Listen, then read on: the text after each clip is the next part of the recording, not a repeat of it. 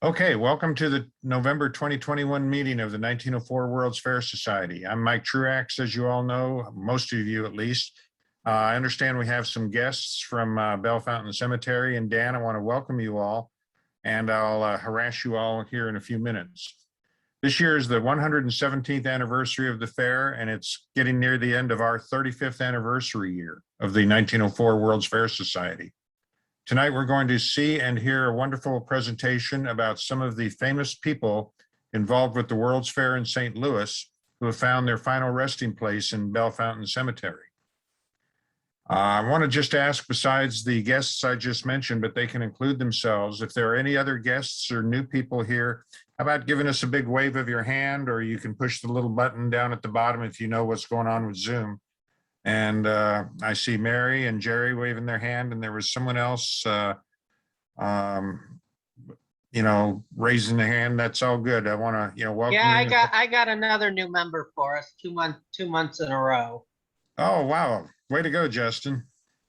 It's Tyler Delia, and he's actually. We want to welcome you. There he is. And urge you to become a member if you're not already a member. Yes, I gave him a membership. Okay. Membership forms are also on the society website for everybody else if you have one you want to give away. And there will be an opportunity to sign up new members with the next bulletin, which will have a membership form.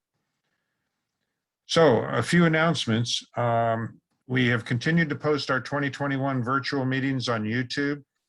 How many people have seen some of those recorded meetings on YouTube? Wave your hand. Oh, not too many people. Well, if you've missed a meeting over the last several months, a virtual Zoom meeting, you can go out and use the link in the email that you were sent and go to our channel, which will list all of our virtual meetings that are available out there on YouTube. And you can see those meetings and you can fast forward them if you don't like them. Next, a reminder to read your bulletin and watch your email for society news. That's the best way we're communicating with you now. Be sure and visit the society website because new things are happening about upcoming meetings. There's a merchandise form, etc. And also check out our Instagram website because Holly's finding some neat and unusual pictures all the time. And be sure and check out the Society's Facebook group. We're just about at 5,000 members. And there are people posting questions and pictures about the fair just all over the place, and some interesting discussions, and try to provide clarification and be like Joe Friday, was it just the facts, ma'am? Make sure they got the facts straight. Now, next we have an annual chore to perform since it's November. Last year we dispensed with the annual elections due to COVID because we weren't even doing Zoom meetings. This year, we're going to do a modification to our normal election process of the officers due to being in a virtual environment. As you know, having read the bulletins over the last couple of months, we've been asking to see if there were anybody interested in joining the board, to contact a board member. And on Wednesday, November 3rd, David Meyer and myself received an email regarding a possible board vacancy and volunteering to be on the board if there was a vacancy. I think most people know that by our bylaws, there are 4 officers that are elected, and they then appoint the 4 directors for an executive board of 8 people. The board discussed the upcoming elections and appointment of directors quite extensively over the last 10 days. Nancy Vortreed is the one who volunteered to be on the board, and she is also very active in other St. Louis nonprofit volunteer organizations. So after talking with Bernie Korn, a couple, 2 or 3 times a month, I called him to see how he was doing physically and had a long chat with him. First, on his condition, he continues to improve his strength, which is great news from his heart attacks that he had back in June. He's scheduled to get his heart valve repair on November 18th, a week from tomorrow. He'll be in the hospital for a couple of days from that, mainly to be monitored, we hope, and then on to continued rest and rehabilitation at Sunrise, which is where he worked before, of course. That'll be probably a couple, 2 or 3 more months to make sure his heart's working fine the way it should, and his strength, which continues to get stronger. He's not quite jogging up the steps now, but he is using the stairs instead of the elevator. But he wants to get home and be released for further recovery and get his house kind of back to normal. He wants to be cleared to drive again. And then he wants to go back to work at Sunrise, at least part-time, because that's what he lives and does. And so he told me that he didn't know when or if, even if, he would be able to get back to being on the board and supporting the society, although that's a long-term goal of his. So since the society had a volunteer to serve on the board, Bernie said that it would be fine with him to fill his position, and that we should consider his position vacant because he's unable to actively support the board right now. He agreed that there would be additional benefits to the society from having a full board of 8 people. So and he also said, if he's able to continue working and supporting the society, that he'd certainly want to get involved again and would do so, whether or not he was on the board. But again, there's an if there, and it depends on his health. So I then took the initiative to talk individually with the other officers about this volunteer, and those are the Vice President Mary Ellen, Treasurer Dan Fuller, and Secretary David Meyer. And we all agreed that appointing a new director into Bernie's position and getting a full board of active members would be for the society, new ideas, new energy, et cetera. And we discussed the options of how we would do that. And everyone said, as long as Bernie's okay with it and he doesn't feel like we're pushing him off, everyone understood that, no, Bernie understands that. And we agreed to take the following actions. I then called each of the directors, including Bernie, and told them about our plan to appoint the directors. So for everybody's information, and I'm presenting this with Vice President Mary Ellen Dick's blessing and concurrence. She is the manager of the elections as the vice president. First, I called each of the directors and told them about our plan to appoint the directors. And then we would proceed with the elections at this meeting. So due to the Zoom restricting the in-person meetings, we would dispense with the formal election process since we can't see everybody in person. And we're announcing that the 4 current officers that I just named are willing to continue serving into 2022. So if there's no objection from the membership, we will continue, or we will assume a quote motion and second of the nominations, and we will also assume an affirmative membership vote to continue the current 4 officers, pending no objection. So I hereby ask if there are any membership objections from the nominations for the 4 officer positions. Please unmute yourself and state your objection.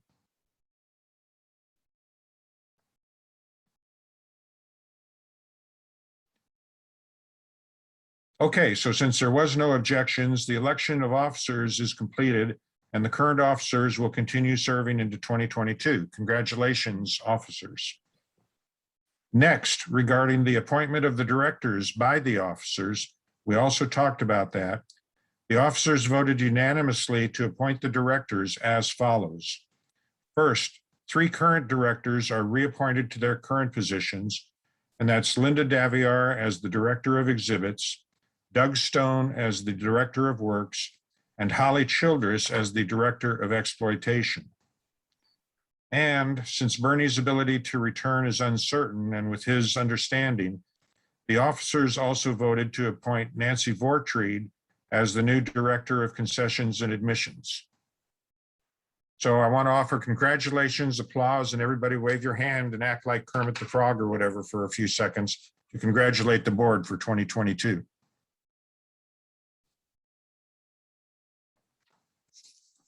Okay, that's my verbal dissertation for tonight. We'll get back to kind of the normal meeting now. Where was I? I'd like to offer a couple of reminders about Zoom meetings. If you have any questions for our presenter, please type them into the Zoom chat room, and you activate that by putting your mouse down at the bottom. Somebody got unmuted, or a bunch of people got unmuted. If you're unmuted, please mute yourself. But you can type them into the chat button and David will read the questions to Dan at the end of his presentation. For the best viewing of this Zoom presentation, particularly on a computer, in the top right of your black Zoom box, there's a little button called View. And if you put it on the presenter view, you will see the presenter and his slides, in the full screen. Let's see. If you have to leave for a minute or if you're eating or something like that, you can stop your video feed with a button in the lower left by just clicking on the video button. And for a tip, if you also upload a photo of yourself, you can show the photo if you want to stop your video feed like this. And now you see my smiling face there instead of my live face. So I'm going to start recording here for myself on my computer. And I'd like to set the stage for our presentation tonight, describing what took place at the World's Fair 117 years ago. It was a Thursday on November 10th, 1904.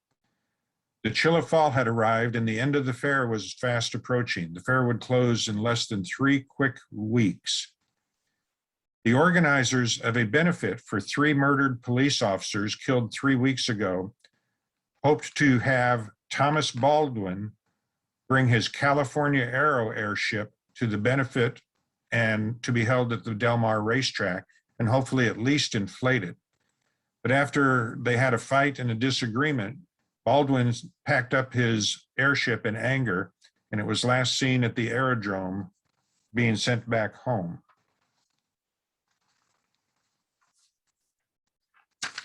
And the managers of the Missouri building reported that 500,000 people had signed their registry books. The 16 books would require over 4.5 feet of shelf space when they were sent to the state library in Jefferson City. The custodian said that he wished there was a different book for the left-handers because they turned the book out of its normal position before they signed it. And as was mentioned a little bit earlier, most of those volumes would end up in the possession of collector and society charter member Bob Herman. So Bob and Bobby, wave your hands down there so people can know that you've got those books. And I'm sure you've read all 500,000 names. No? Okay. Finally, in Washington, D.C., President Roosevelt announced that he would visit the fair. St. Louis was excited because they had sent a delegation to Washington, D.C. from St. Louis to include St. Louis Mayor Rolla Wells and fair treasurer William Thompson.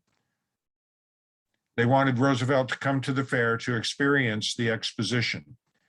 Roosevelt did come to the fair on November 26th, which is the Saturday after Thanksgiving, just a few days before the fair closed. So I want to make sure I'm recording. And okay, I am recording. I want to introduce our presenter. Dan Fuller works at Bellefontaine Cemetery as a volunteer and event coordinator, and he is also a master guide. He's probably made a dozen different presentations for Bellefontaine Cemetery, or maybe 20, I don't know. He has been serving as treasurer of the 1904 World's Fair Society since 2014, and he has composed and given several informative presentations to the society. And we've even gone a few tours at the cemetery, and one year we held our picnic out there. So I want to introduce Dan Fuller for our presentation tonight. Dan, you can unmute and take over the screen.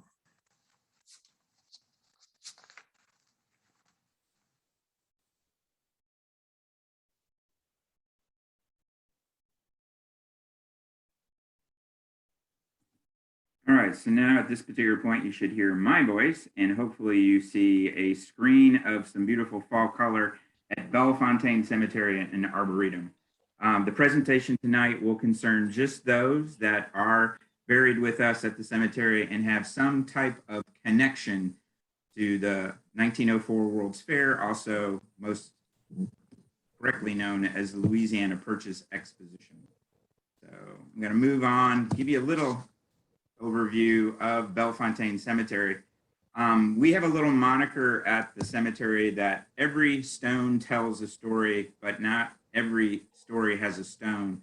Of the 87,000 lives that are entrusted to us and their memories, about 15% are unmarked. Now, the majority of those tonight will definitely have markers and have some very impressive monumentation, but there are a few that do not have markers. So moving on to the World's Fair, this is one of my favorite nighttime images. And for those that do not know, here at Festival Hall, in behind it, that small pediment you see is our art museum. So that gives you a little bit of an idea of the scale and grandeur of the 1904 World's Fair. A couple of clarifications. I always like to do this when I do tours. What year was the Louisiana Purchase? It is actually 1803. Cost $15 million, 828 square miles, and it was officially done in New Orleans on December of 1803.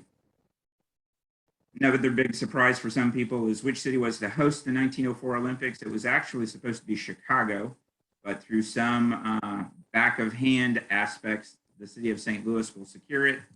And one of those very not so pleasant comments about the city of St. Louis by the Olympic founder, Pierre here, a mediocrity of the town. So it's only up from there, right, at St. Louis. So the first person I want to talk about really has no direct correlation to the 1904 World's Fair. What they have is a correlation to the statue that we see today, and that's William Hodges. Hodges was a kind of an interesting character in the fact that he was a Civil War veteran, and he was with Grant and Sherman during the Civil War. He worked for Hodges and McCarthy, which is basically McCarthy today, and he did design a number of monuments, especially associated with Civil War sites. And it was he that was commissioned to go ahead and do the permanent statue that we see at the top of Art Hill. Many of us have gone to the banquets in the past, and we'll go to the banquet in the future, and that statue that you see in the left-hand corner is actually what is behind the bar at the facility that we're going to be going to, the Moulin, for our closing banquet this year. So he is the one who actually did the hypothesis, and the designer, Charles Niehaus, was actually left out of it because his bid to the LPE was so much higher than Hodges, and there was some suing that went on in between, but ultimately Hodges is the one who will secure that.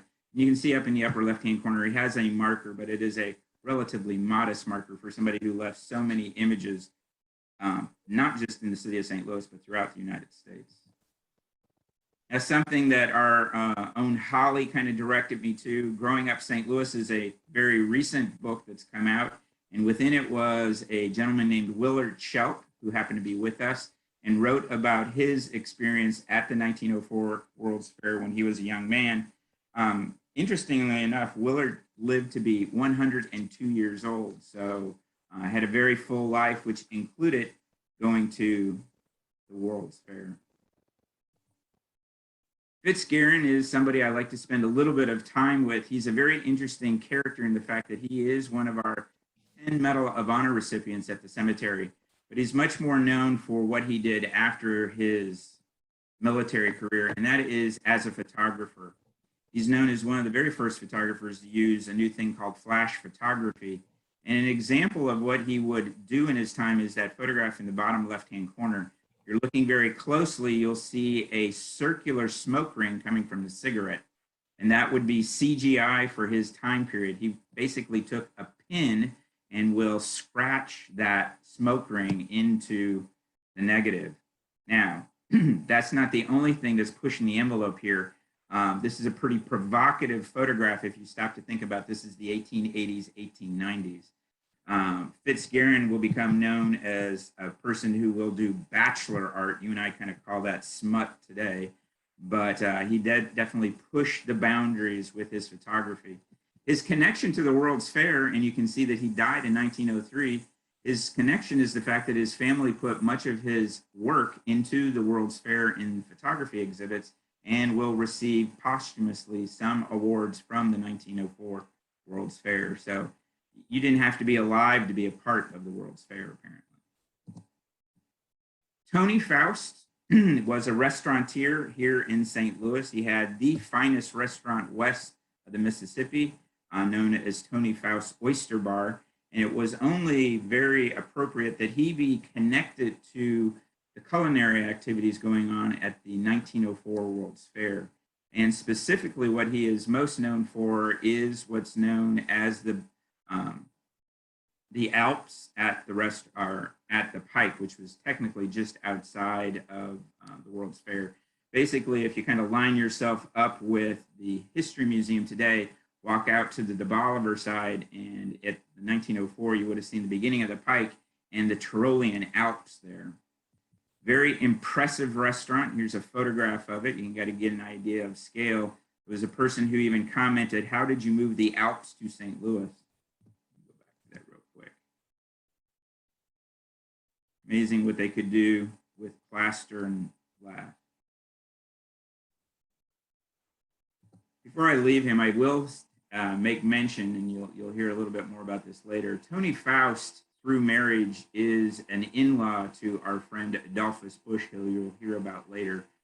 So the use of Budweiser product and Busch products outside the World's Fair was predominant. A name very familiar to most St. Louisans is Lambert. Lambert was somebody who was second generation in basically homeopathics and pharmaceuticals in St. Louis. This family, of course, made much of their money with their one product, Listerine. This gave Albert Bond Lambert a little bit of financial latitude, and he will endeavor in a couple of things. One is aviation. Of course, he bought his first airplane from the Wright brothers, and will, of course, give us the airport that we still have today. But he also was an avid golfer. He played golf and was in the Olympics in Paris, and then was in the Olympics here in St. Louis. And his Trans-Mississippi Golf Association team will take silver medal. So you can see his name highlighted in red there. So Albert Bond Lambert is a Olympic medal winner at our 1904 Olympics. Theodore Link starts into some of the many architects that we have. He will complete the Union Station, which is up there in the upper left-hand corner. While the World's Fair was being put together, he was doing the Mississippi State Building, and so he also ended up doing the Mississippi Building at the World's Fair. But one of the buildings everybody knows is the Mines and Metallurgy Building, and this was one of Theodore Link's projects for the fair. This is a postcard version, not a photograph, but I think it's one of the best of them. And the other thing that I like to do, and of course Mike does this a lot, is if you look there, you'll see a few people standing, and you can get a full idea of the scale.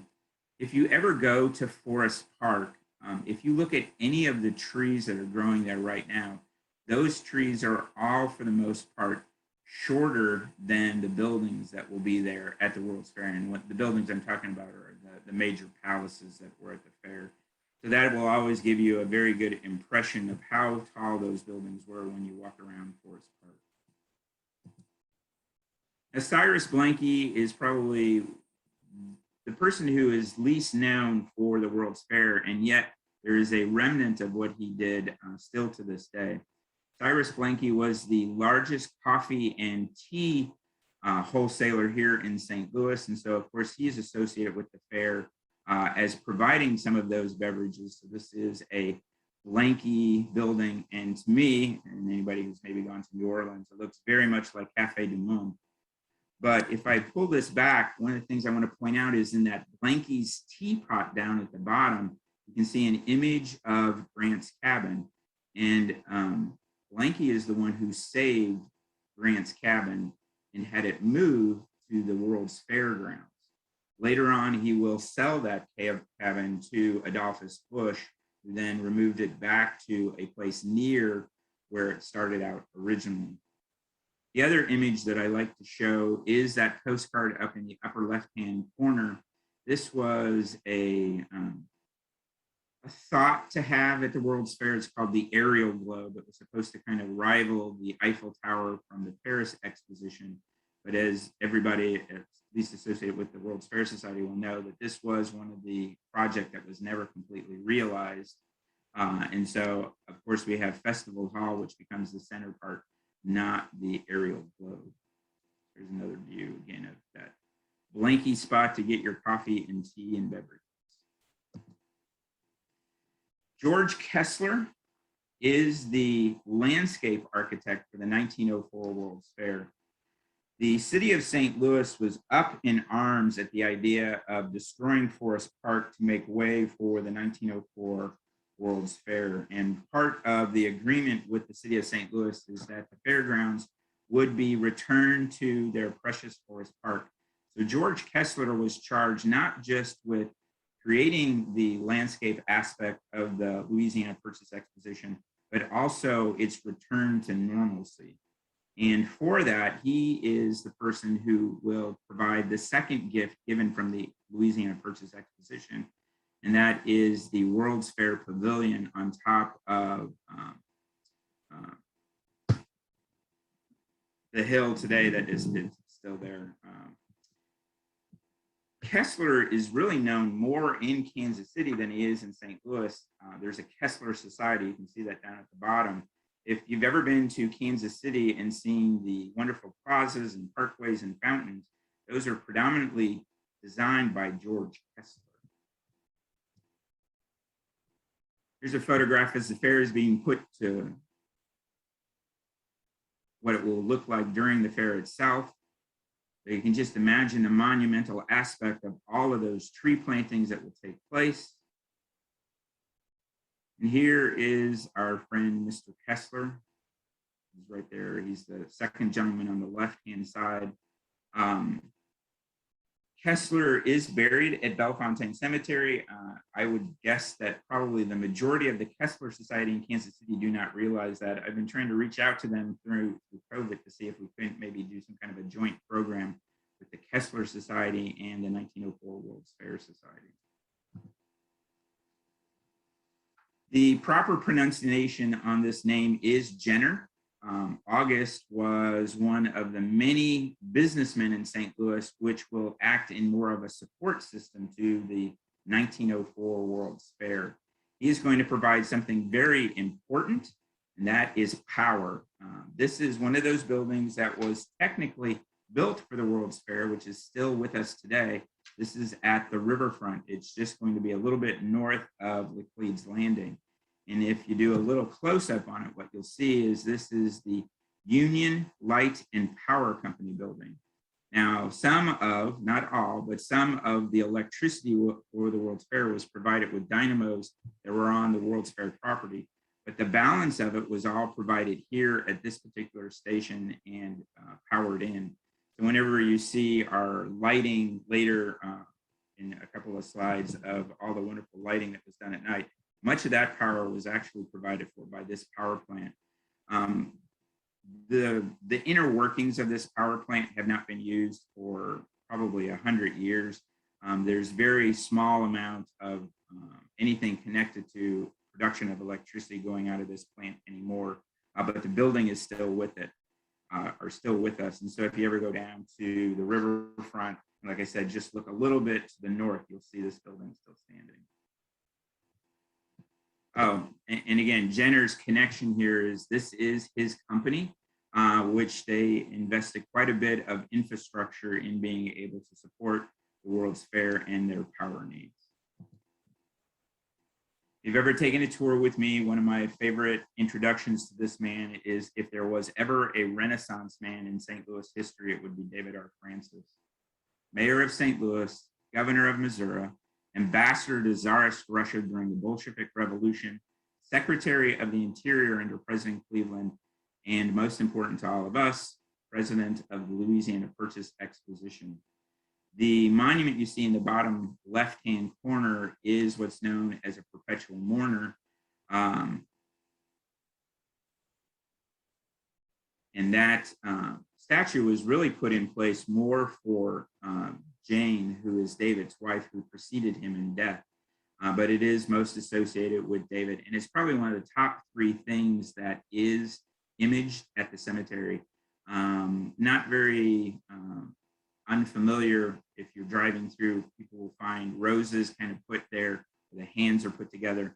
As a perpetual mourner, it's not technically male or female, so or angel or devil. It's really whatever you need that individual or person to be at your time of grief, and they are in a perpetual state of mourning for the family.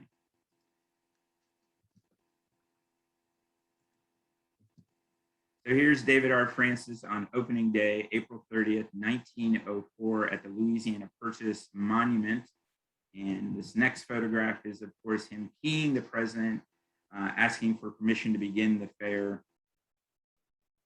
And our homage to this man still continues to this day. That is Harry Weber on the left-hand side with the mock-up for the statue that, of course, is in Francis Park. Francis Park was a gift from David R. Francis to the citizens of St. Louis. And there he is, one of my favorite photographs, David R. Francis kind of tipping his hat there at Festival Hall. Now, another person who did not live to see the opening of the World's Fair, but his presence was definitely felt, is William Lemp Sr. At this point in time for the 1904 World's Fair, the Lemp family is the predominant brewing family in St. Louis. Anheuser-Busch, Adolphus Busch are kind of runner-up to William Lemp. And technically, the beer provisions for on the fairgrounds were for the Lemp family. I alluded to the fact already that the Anheuser-Busch and Budweiser products were out on the pike, and they were basically relegated to outside the fairgrounds. Now, one of our favorite photographs, I'm going to pump forward once and I'll come back to this gentleman, is our Ferris wheel. And so every single person is looking very intently at the Ferris wheel, but what you might not be noticing is off to the right-hand side is Falstaff Inn. And Falstaff really didn't exist as a product for the Lemp family. Falstaff was the salesperson for the Lemps. Falstaff, of course, is that Shakespearean character living the high life, and he would basically purvey the product. When you were buying Lemp product, you were buying Lemp Pale Ale and Lemp Lager. It's really Papa Joe Greasydeck later who will unite the Falstaff name and the shield to give us that product that everybody seems to know so well. I'll go back to the fact that this is Billy Lemp, or William Lemp Jr., who took over for his father after his suicide in January of 1904. So again, William Sr. did not live to see the fair, although he invested much of his time and effort into preparing for it. And the reason for that, he had lost his heir apparent son, Frederick, just a year before. And right before he took his own life, William Lemp Sr. lost his best friend and compatriot, and that was in the form of Colonel Pabst of Milwaukee. A lot of people do not realize the Lemp and the Pabst family are united through marriage. William Lemp's daughter, Hilda, married Colonel Pabst's son and united the two families. And when that death took place, that was a little bit more than what William Sr. could handle. And he did take his life down in his office at the brewery, which that building, of course, is still with us today. There again is Falstaff Inn right there in the shadow of the Ferris wheel. Samuel Couples. Again, this is where I can invoke the aspect of the cemetery. It's a very bittersweet story. Samuel Couples was married twice. Both wives and every child that those two women bore for him died before Samuel. They were buried elsewhere in the cemetery, and the mausoleum you see in the bottom left-hand corner will receive them as disinterments, reinterments. Samuel Couples was the only person who was laid directly into that mausoleum after his death. Samuel Couples was a very important businessman, and of course, Couples Station is still with us in and around our stadium today. And it's one of the very first vertically oriented warehousing systems in the world. And this gave him quite a bit of financial latitude. He can kind of do as he pleased. And from the World's Fair Society, pretty much any of the official souvenir postcards were produced by Samuel Couples' company. So whenever you see those official souvenir postcards, and those will include, as you can see here, the whole to light cards, those were all produced by Samuel Couples. William F. Nilker, much like our Jenner from before, is somebody who is a beer baron, but he's also on a number of boards. He was on the Kinloch Telephone Company board, and that is actually what will lead to his death in 1906, just a couple of years after our World's Fair. But he is going to also help supply some of the vast infrastructure for the 1904 World's Fair. As you can well imagine, anybody who was anybody in any business that was in existence in St. Louis at the time will contribute in some way, shape, or form to the Louisiana Purchase Exposition. William K. Bixby definitely left his mark. He is a part of the St. Louis Car Company. That is not automobiles, that is rail cars. He will be a perfect example of somebody who was a self-made millionaire, and he was a bibliophile. He loved books. He was known as somebody who could go to an author signing and recant more of the passages from a book than the author could. And he also had a passion for art, and he is very instrumental in securing the permanency of our art museum. It was really his idea to go ahead and move it from downtown St. Louis, where it was located, and make it to go into the new building that will be built for the 1904 World's Fair. Now, there's another legacy that is close to the fairgrounds that I always like to talk about. In the upper left-hand corner is William K. Bixby's house, which was located at the intersection of Lindell and Kings Highway. That is basically the Chase Park Plaza for you and I. Now, he is a shrewd businessman, and he knows that that is the key spot, and it's time for him to downsize anyway. So he will sell that property so that the Chase Park Plaza can be built there. And he built that little house that you see at 13 Portland Place in the Central West End. So that was his idea of downsizing. My understanding is the library in the original house there at Kings Highway and Lindell was somewhere in the neighborhood of 2,200 square feet just for the library. We have a twofer here. We have A.D. Brown and George Warren Brown, who are the Brown brothers, who together will give us the Brown Shoe Company and Hamilton Brown Shoe Company.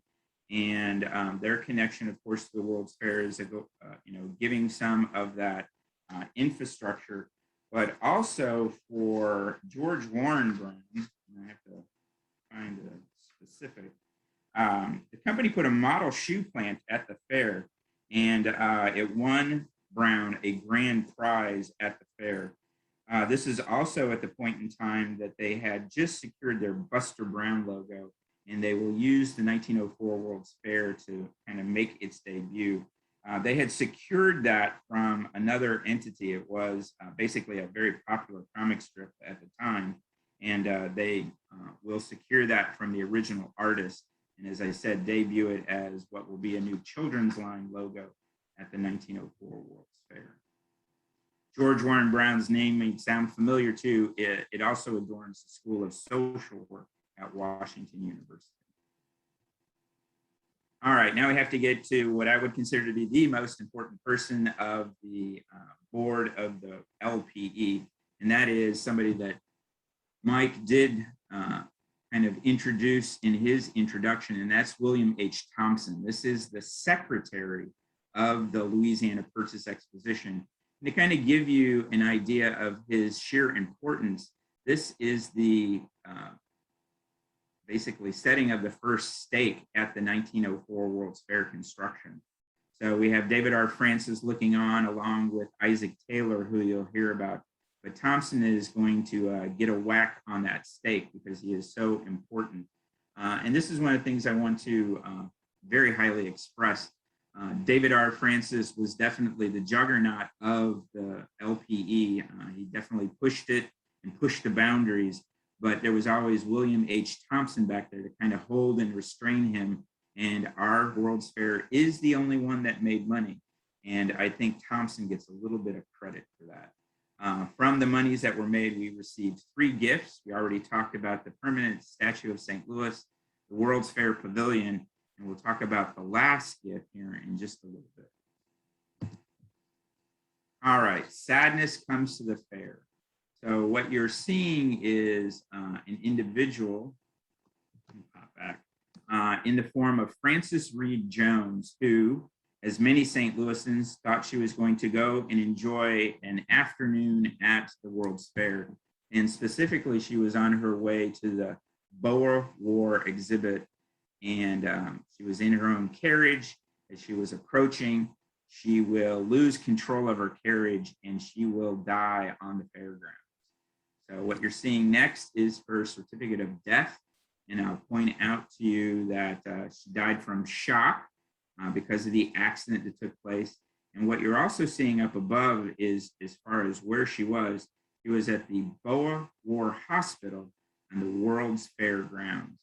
So this lady did die on the fairgrounds proper in what seems to be an emergency hospital that was associated with the Boer.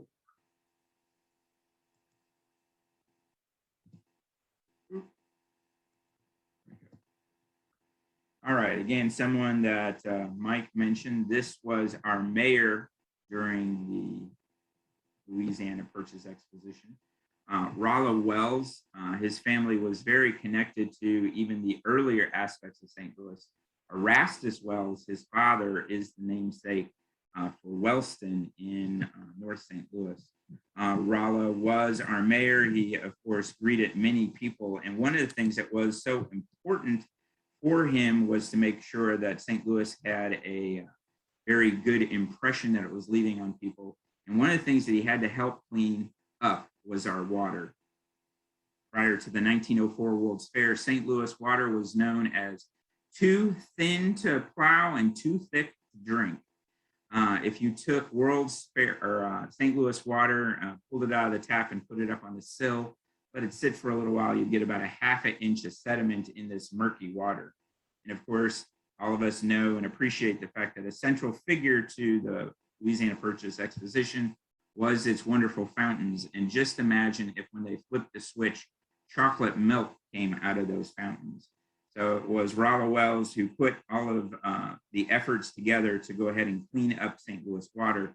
Much of that had to do with the installation of the settling ponds north of the city of St. Louis, so that when those water fountains turned on, it was crystal clear water. And as I said, not chocolate milk.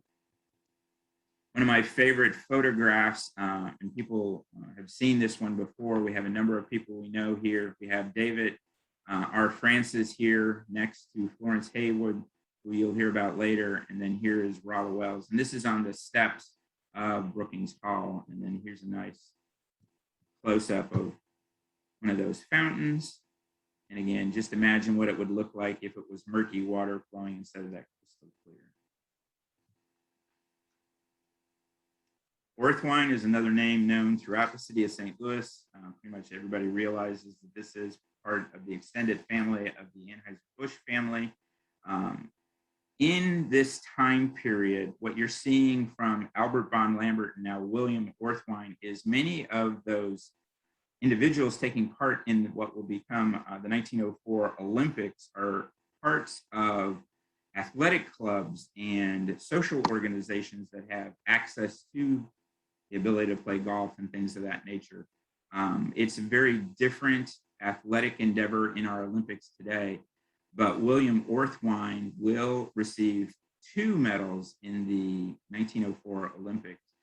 Both of them bronze. One is going to be in water polo and another one in swimming. So you can see his name.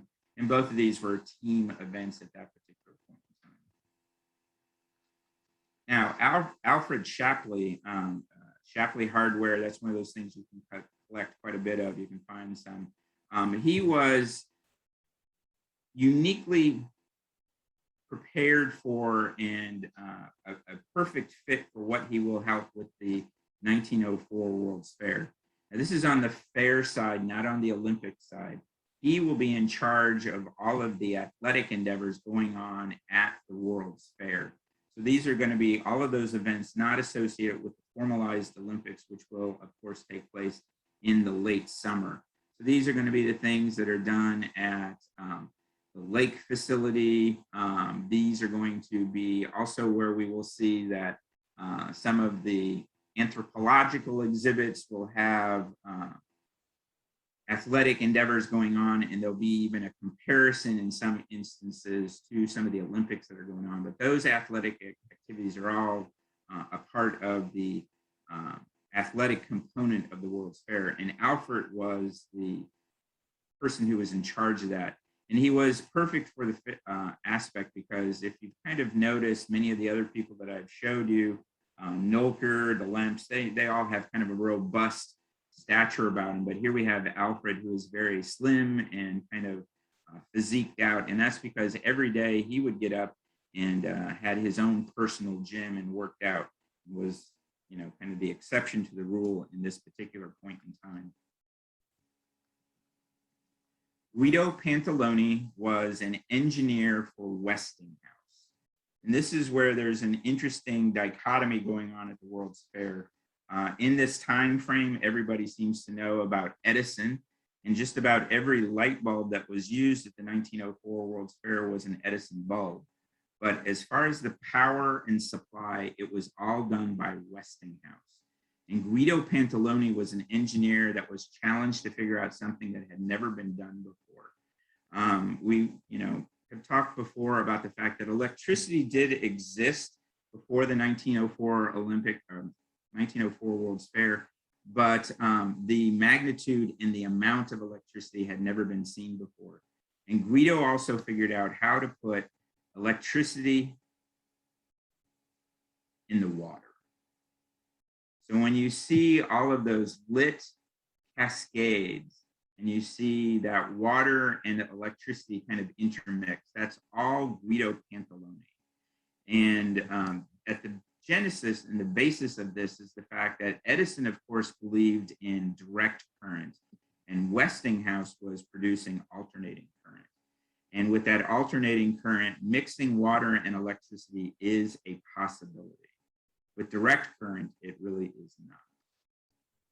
And so some of these night scenes, like I said, the sheer magnitude of the amount of electricity and then the convergence of electricity with the fountains is just absolutely amazing. Even to this day, seeing something like this would be fantastic. But then you get something like this and you think you're in Europe, but of course you're here in our own hometown of St. Louis. And then just imagine coming from southern Missouri, where electricity for you might have been a single light on your back porch. And then you saw all this lit up at night. Truly amazing. This brings us to Isaac Taylor, who was the lead architect for the Louisiana Purchase Exposition. My good friend Max Storm allowed me to take one of his pieces that he was able to secure from the Missouri History Museum. And so what you see in the bottom left-hand corner is Isaac Taylor sitting at his own tombstone, thanks to Max Storm. Isaac Taylor was, as I said, in charge of all of the architects and architecture. And of course, he did some of his own. My favorite is after the fair is over, he is the one who will give us the third present of the Louisiana Purchase Exposition. And that is the creation of the Missouri History Museum, initially known as the Jefferson Memorial. Now, I use this photograph because this is what I remember it as a child. And if you look through the center section, you can see the statue of Thomas Jefferson in a clear, open entryway. It wasn't until the Edison edition was done that it was encased in glass. And our friend Isaac Taylor did this intentionally because that is a very close proximity to where the original turnstiles of the World's Fair were. his architectural concept was that as you went from the De Bolivar side to the Forest Park side, you were recreating the entryway into the Louisiana Purchase Exposition. At the fair itself, he is the one who designed the inside in. He also did the Palace of Horticulture. And then this brings us to Adolphus Busch. The mausoleum down in the bottom right-hand corner was designed by Barnett, Haynes and Barnett, and was done in 1921 after Adolphus Busch's death. So if you've ever come out to the cemetery and seen Veni Vidi Vinci, I came, I saw, I conquered, I just want you to know that that is not Adolphus being pompous. That is his wife protecting the memory of her husband. So all of that design was done well after Adolphus Busch's death. Adolphus Busch was, of course, by this point in 1904, very much in the leadership role at Anheuser-Busch, and he will secure all of the ability to serve his products on the pike. From what I can tell, there was no Anheuser-Busch product served on the fairgrounds proper. He was off on the pike. And again, he is working with his in-law in the form of Tony Faust. And what you're seeing is the Grand Dining Hall in the Tyrolean Alps on the left-hand side, and then a nice view down the pike and another piece of Budweiser advertising. Some of the reclaiming after the fair, and this is something I know Diana Rademacher is very much aware of. That's the Belgian building up on the left-hand side. And for a period of time, Anheuser-Busch used that building, removed it to their facility down there close to the river, and used this as part of their bottling plant until they'll create the Bevo building. And then that was completely demolished and removed. So here's some St. Louis recycling by one of its major corporate entities. Now, William Clark died well before the 1904 World's Fair, and his connection is as a place of visit during the months from April 30th until December 1st. Thousands of people came to Bellefontaine Cemetery to visit the final resting place of William Clark, a person who was directly in correlation with the Louisiana Purchase that took place in 1803. And then, of course, the core discovery that will go out after. The monumentation you see was done intentionally just before the LPE by his youngest son. When he was moved to Bellefontaine Cemetery in the 1860s, he had very simple memorialization. But in the 1901-1902 time frame, the monumentation, the obelisk, the bronze bust was all put in place. Another man who kind of fits into the mortar holding the World's Fair together is Frederick Lehman. Frederick, you'll see, is an important infrastructure aspect, but he, as well as William Bixby, were both bibliophiles. And I find it very interesting that we have these men in the city of St. Louis who, if we wanted to use the term photographic memory, we could. This really benefit Frederick Lehman, who was also an attorney, and he was notorious for being in a courtroom and being able to recant exactly what somebody said earlier in the court proceedings. So this was somebody you didn't want to be up against. His connection to the fair is in transportation. He's one of the board members of the Wabash, and the Wabash, of course, is going to be very central to getting people at the fair. I love this advertisement that you see here with the Wabash in the foreground, and of course the World's Fairgrounds in the background, and of course the Festival Hall in the far back. Now I have an interesting personal story to share. We were up in Vermont at an antique store, and we came across an advertisement very similar to this, and we explained that we were going to secure it. We were members of the World's Fair Society, and we were going to take it home. And this antique dealer said, "No, you take it. I'm not going to charge you for it. I want to see it get back to St. Louis." I thought that was a very interesting gesture on his part. Of course, we made sure we bought some other things to kind of offset it. there's that building in a photograph that you saw in the advertisement. When I first got to Bellefontaine Cemetery, I was told that this marker came from the 1904 World's Fair. Always want to check my facts. And so the Overstreet family had salvaged from the World's Fair, but they did not get that black granite marker from it. They got the pedestal that it's on. This pedestal, along with apparently others, were utilized at the World's Fair on some of the buildings. So I'll take your memory back to the Mines and Metallurgy building where we had that very robust obelisk. So just imagine something like this being used for foundations. And as we all know, those buildings were torn down. All of their linear board feet were recycled and made houses in and around the city of St. Louis. And of course, there were stone components too. The Overstreet family apparently secured this piece, and then they contracted with a monument dealer to do this rather unique stone. To most people coming to the cemetery, they think it looks very contemporary, but as you can see from the dating, this was done at the turn of the last century.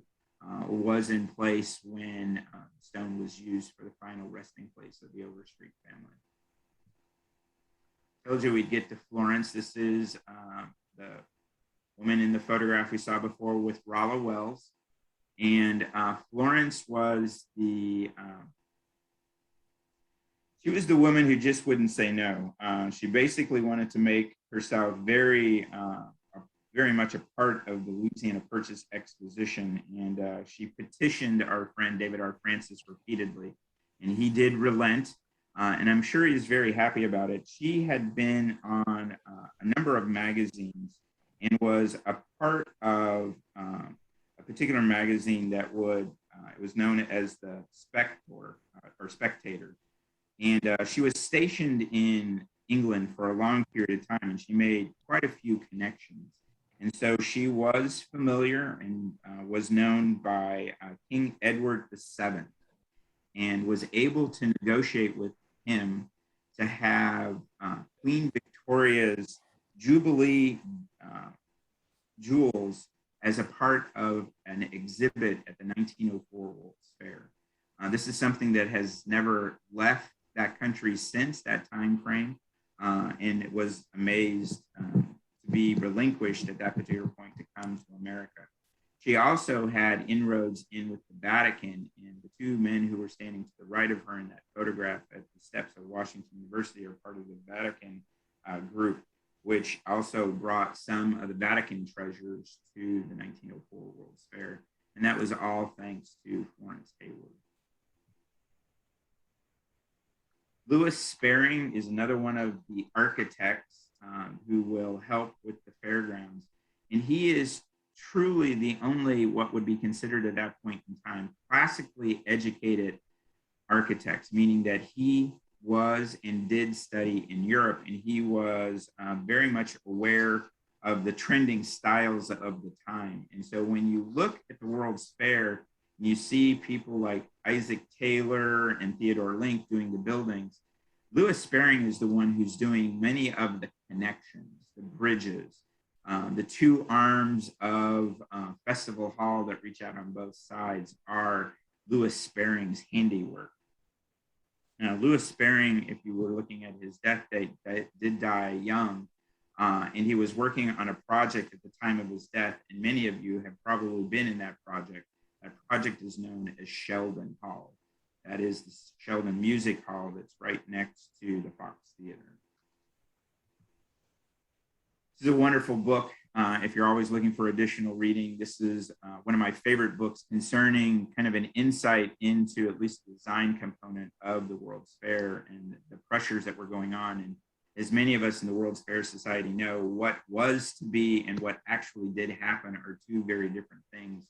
And so this book gives you a little bit of insight into the dynamics that will give us what we all know as the World's Fair, and it kind of help identify how some things just did not happen. Now, last night in doing a little preparatory work with Mike, he just kind of made me a little bit curious. So I went back to Bellefontaine Cemetery this morning, and I went through our Book of the Dead And lo and behold, I did find another person who died on the fairgrounds. This was November 11th, 1904. How's that hit? So that 117 years ago. And his name is John Backhouse. And he died from gunshot wounds of the intestines, and they did list it as a homicide. A 32-year-old who was then rushed to the emergency hospital at the World's Fair Boer War. Now, it listed him as a soldier born in England. Now, I do not know at this particular point in time if he was a part of the 1904 World's Fair, if he was a part of the English group that was here, if he was just on a visit. As I said at the very top, the research begins. But here's just another little potential connection. Well, it's definitely a connection to the Louisiana Purchase Exposition. We all know it was a wonderful fair, but it could have actually started out on a very bad note. James Blair is the third son of Francis Blair, who was a Civil War hero. In fact, his father's statue stands at the corner of Lindell and Kings Highway facing the Chase Park Plaza. That statue has been there since 1876. So that statue would have greeted many of the fair goers coming from downtown St. Louis. He was an attorney, and he was also associated with some of the finances of the 1904 World's Fair. And in October, he is being indicted, not just for his connections to the fair, but also there is some potential embezzlement to settling a Blow family estate. The Blow family is a very predominant family in St. Louis. And so he's caught up in the midst of this. He will, I call it, escape to Florida, trying to recuperate his health. And while there, he will die. And it's one of these instances in history where, you know, some people will say he took his own life. Some people say he just died from the sheer stress of it. But the irony is the fact that if you read on into this, what ends up happening is that Blair had left enough of an insurance policy that they were able to settle all of the shortfalls to the Louisiana Purchase Exposition and still leave his family with a little bit of a cushion so that they could have a comfortable life. And this will all take place just before the fair will open in April of 1904. So I am winding down.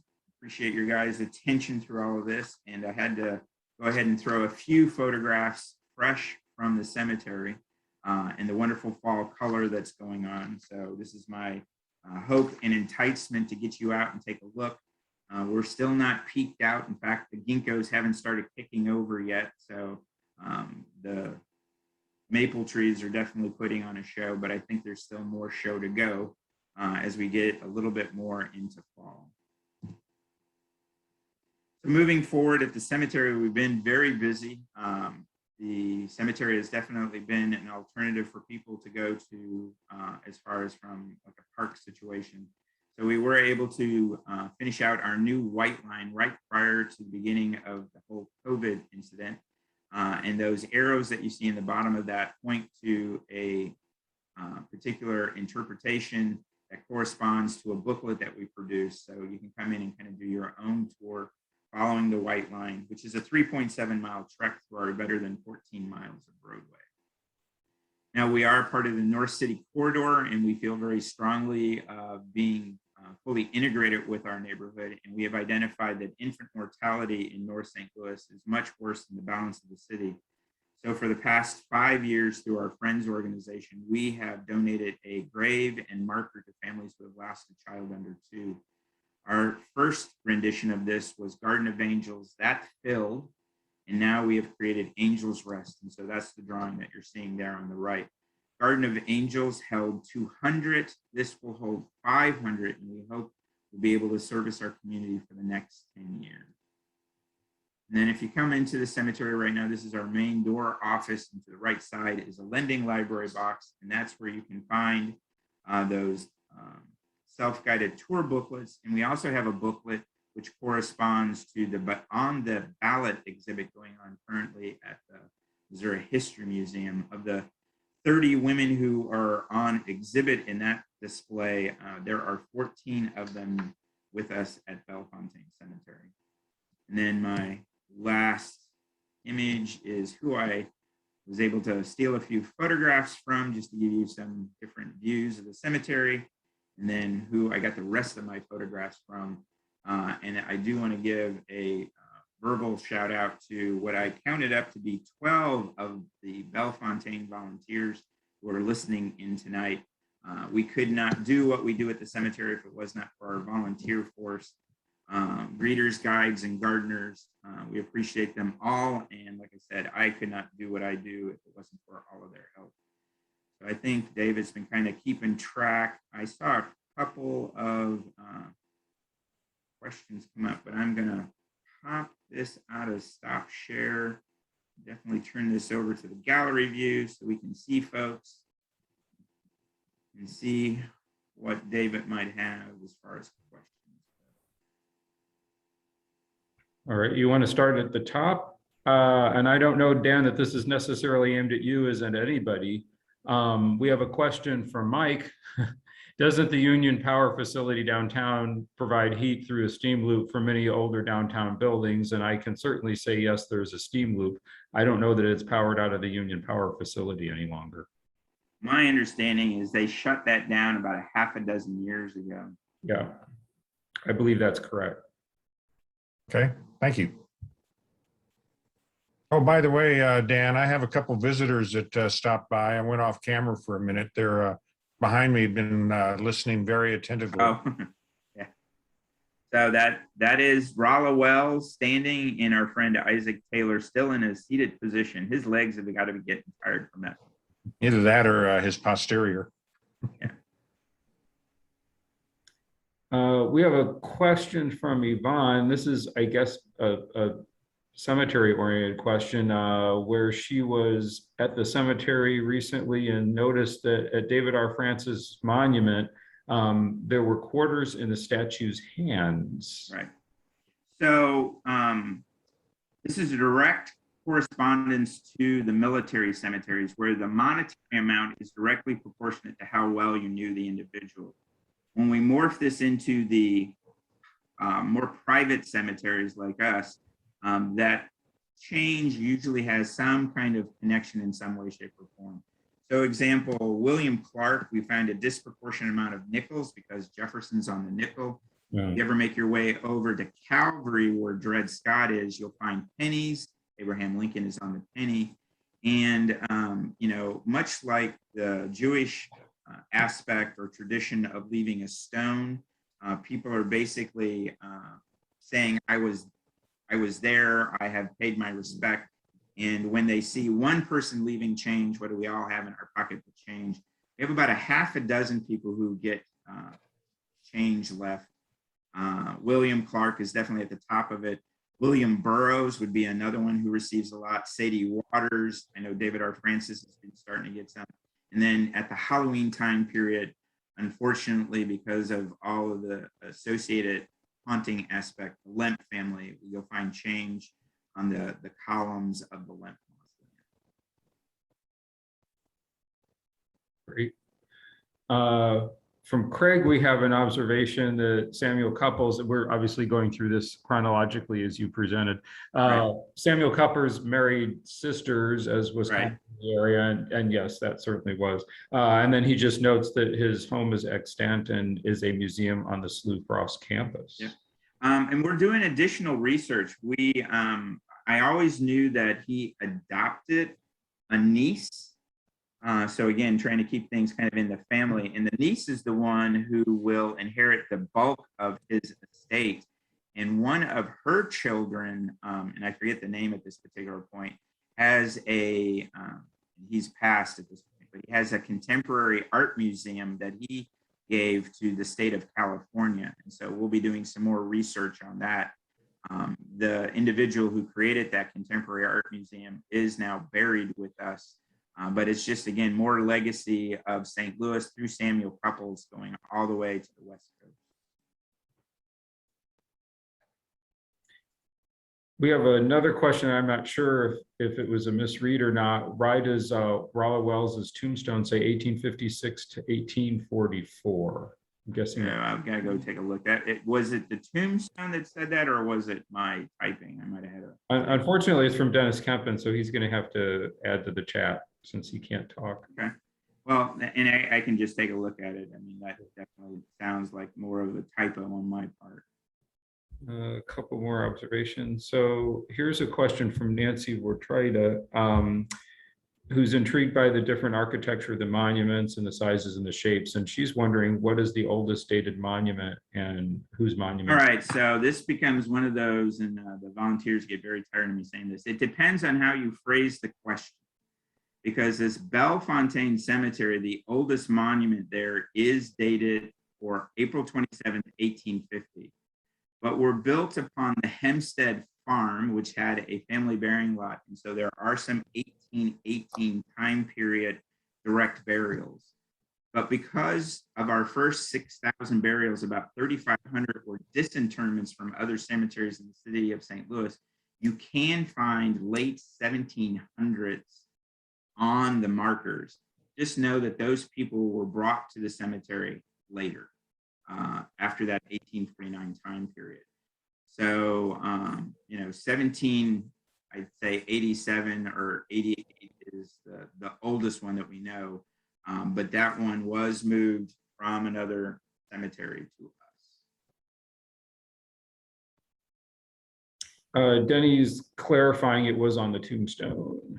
On the tombstone. Well, I have to go take a look at that deck because that just doesn't make sense. So. Yeah, he also notes that he grew up very near there, and I think probably many of you can read this, and was in the concert choir at Beaumont High in the 60s, and they would go and sing at Dr. William Beaumont's grave on his birthday and sing the school's alma mater. Yep. One of the people who are on here I know is Doris Keevan Frankie, who's helping with our archive. And one of the things I found recently that will go into our archive is a wooden sign that probably dates from when he was in school there, which was a directional sign to Dr. Beaumont's grave. So we'll have to reach out to him and see if he remembers the wooden sign that used to be there at the cemetery, because I do have that now, and that will go into the archive. I think those are all the questions we've got pending. Okay. Anybody want to open up and ask a question?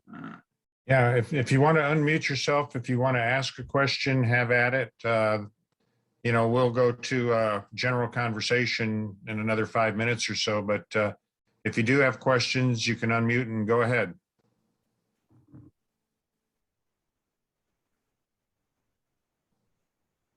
Dan, that was fantastic. Thank you so much. Sure. I am most interested in your explanation of the Pantaleone light works underwater. Right. Who can I get to write a story about how you make that happen? I would say an electrical engineer. Oh, okay. Well, I don't have one in my hip pocket. So yeah, Guido Pantalone, again, one of those unsung heroes, and anybody who deals with electricity knows what I'm talking about as far as the battle that existed between Edison and his current and people like Tesla and Westinghouse, who pushed the alternating current aspect. And like I said, almost every light bulb at the World's Fair was an Edison light bulb, but the irony is it was powered by the most part by Westinghouse. That is funny. well, everybody, if you want to click up in the upper right and change your view to gallery, we peaked at about 58 or 59 people. We still have over 50 people, and I'm looking at about 20 to 25 of them on my screen. So I want everyone to wave your hand like Kermit and clap your hands if you're unmuted, so Dan can hear a round of applause and waving for a great presentation. Awesome. Well, thank you. This does correspond, believe it or not, we can run a trolley around the same pathway. So it does correspond to a tour, and it is something that's ever changing and evolving. I slipped that burial certificate in where that person is kind of located on it, and on the tour line, we'll call it. And so in short order, we will find out some more information. I guess I'm really intrigued by it because it clearly says homicide. So I believe there was an incident, we'll say, that took place. Maybe there's some stories in the Republic that we can find out about it. So, now I've thrown the gauntlet down. Let's see what we can find out. I'm sure some of my researchers, I think I saw Steve out there. Oh yeah, see, his hand just went up. Anything that's associated with beer, he'll be more than happy to help with. I think he's got a nice glass of wine there. But I have wonderful researchers. Michelle Thomas, I see her sitting there in the middle. She is a wonderful genealogist. The stuff that she finds, I have no idea how she does it. I think she's got special powers. So we definitely have some very, very special helpers in our volunteers at the cemetery. So thank you, guys. I remember a tour the 1904 World's Fair Society took to Bellefontaine neighbors, and we were in cars, or what was that? Like a Trolley buses. Yes, that was great, especially for some of us that don't want to walk all over. It was nice to get off and to see the different ones, the Francis statues, and have all of that pointed out to us. It was a wonderful tour. I really enjoyed that, Dan. Good. Well, I agree. It's one thing to see photographs and pictures, and they're impressive, but it's another thing to walk out in the cemetery around some of them and see something. And we've done that twice, I think, in my membership time. And maybe if the weather turns good and COVID keeps getting more and more under control, we'll do something like that this summer. What do you think, Dan? Sure. And I have a trolley at my disposal. I know some people, I'm sure I can get it donated for a tour or two. That would be great. Yeah. Well, we'll look forward to that. And Dan, Mr. Treasurer, I want to thank you. And, I've learned something as I do at every meeting. There's a little tidbit or two here or there. And just like you and your researchers behind you talking about how it takes a team of people to, do what you do, the society is like that too. And one of the unspoken heroes who's looking down at her keyboard right now is Jana Meehan, who puts together this wonderful bulletin every month to send to almost 270 members currently.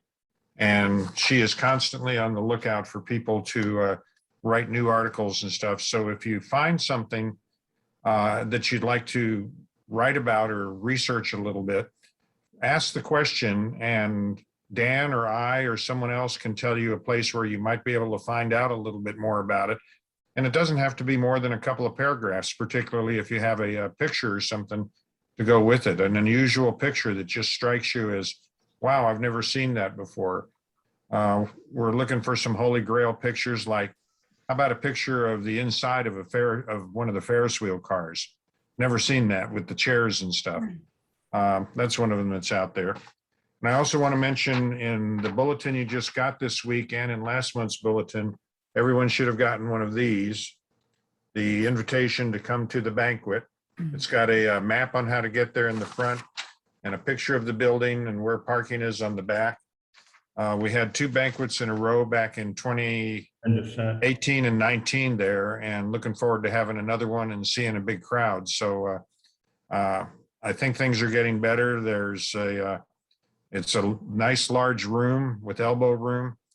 The meal is wonderful. There will be entertainment provided by a couple of our members, Linda Gurney and Devin Jones. Be prepared to sing or at least hum along with them for entertainment.